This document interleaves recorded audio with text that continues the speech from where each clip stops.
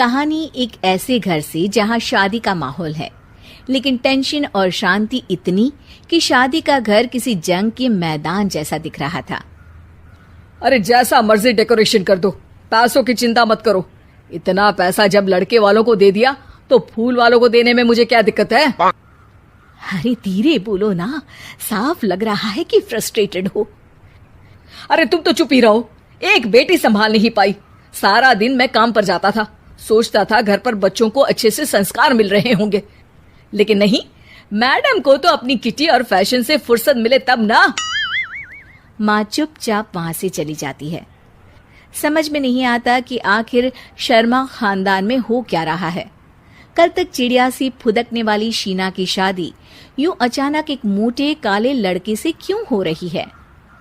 शीना कमरे में हाथ में गुड़िया लिए बोलती है, मेरे साथ जो हो रहा है ठीक हो रहा है। तुम तो सब जानती हो, साहिल मेरे लिए भगवान है। अब जब वो ही नहीं मिला तो फिर कोई भी हो, जिंदगी ही तो जीनी है, जी लेंगे। बाहर शीना की बुआ किसी से बात करती है। अरे मोटा नहीं, उसे तो खाते पीते घर का कहते हैं।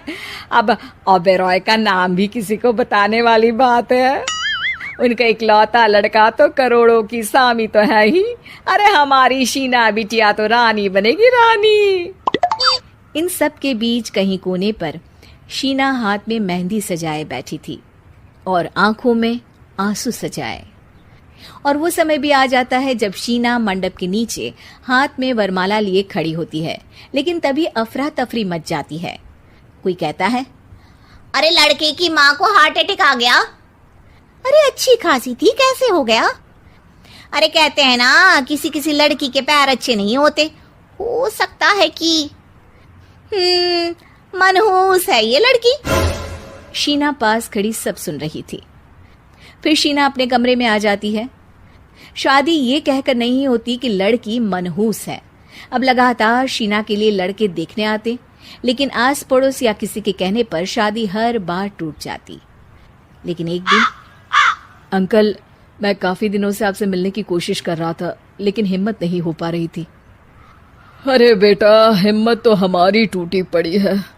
वैसे कौन हो तुम? अब मेरा नाम साहिल है अंकल। मैं शीना से प्यार करता हूँ और उसी से शादी करना चाहता हूँ। अरे अब तो किस जात के हो ये भी मायने नहीं रखता। बेटा, मेरी बेटी मनहूस है, ये सब कहते हैं कि इसीलिए उसकी शादी नहीं हो पा रही। अगर तुम शादी करने को तैयार हो तो ठीक है। शीना की शादी साहिल से हो जाती है। अगले दिन साहिल की माँ का देहांत हो जाता है और एक बार फिर लोग शीना को अपशकुनी कहने लगते हैं।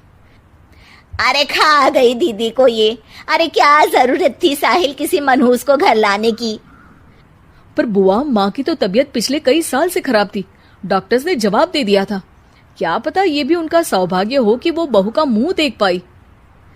अरे बहू का मुंह देख पाई, या ये कह लो कि बहू का मुंह देखते ही स्वर्ग लोक सिधार गई। खैर, हमें क्या, घर तुम्हारा है, हम तो चले। अब शीना को खुद पर ही शक होने लगता है कि कहीं सच में वो अपशकुनी तो नहीं। साहिल, हम दोनों की शादी नहीं हुई होती तो अच्छा था। देखो ना, कैसे पहले मेरी शादी टूटती थी और अब तुम्हारी माँ भी। अरे ऐसा कुछ नहीं होता शीना, अपशकुनी वगैरह कुछ नहीं होता।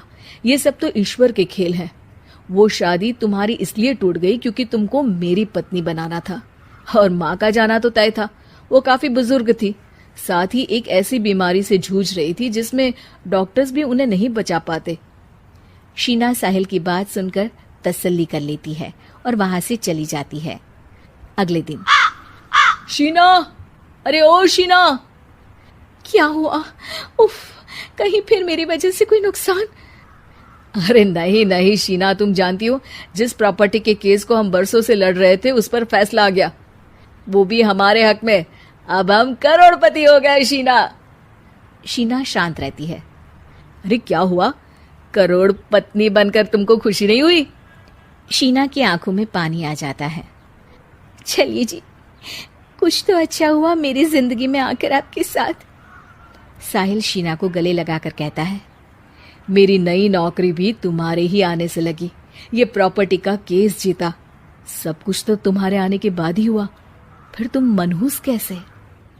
ये सुनकर शीना खुश हो जाती है।